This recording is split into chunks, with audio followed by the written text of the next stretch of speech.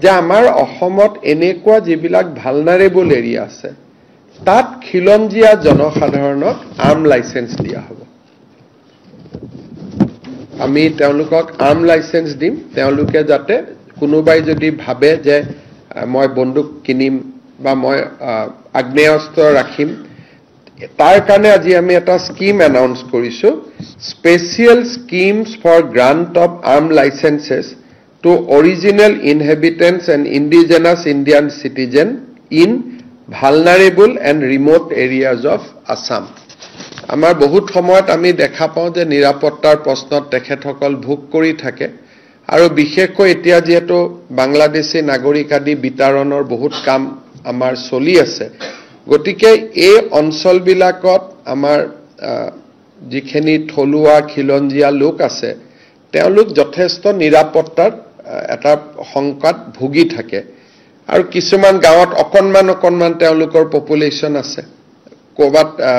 ধৰক মই এটা নিজে জানো যে বাগবৰ জনিয়াৰ ভিতৰত এখন গাঁৱত কৰবাত 500 ঘৰ মানুহে বাকি আছে আৰু কোনো নাই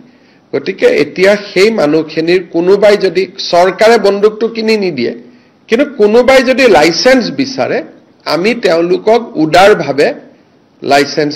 দিম যাতে তেওঁলোকে নিজৰ ৰক্ষণাবেক্ষণ কৰিব পাৰে এটো এটা সেই অঞ্চলৰ মানুহৰ বহুদিনীয়া এটা অনুৰোধ আৰু দাবী আছিল ইয়াৰ ফলত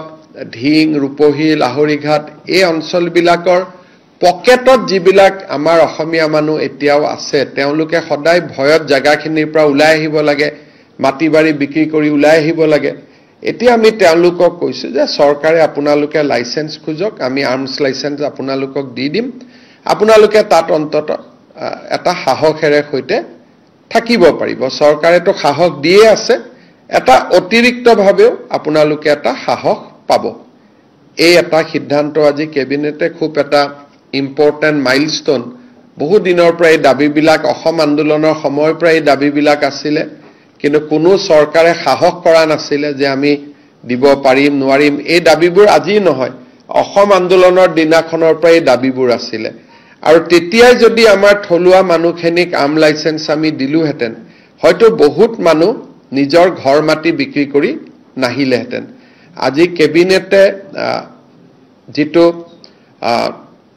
আমাৰ যেটো জাতি মাটি ভেটিৰ যেটো কল্পনা তাক আমি আগুৱাই লৈ গৈ আজি আমি সিদ্ধান্ত লৈছো যে যতে অসমীয়া মানুহ সংখ্যালঘিষ্ঠ থলুৱা মানুহ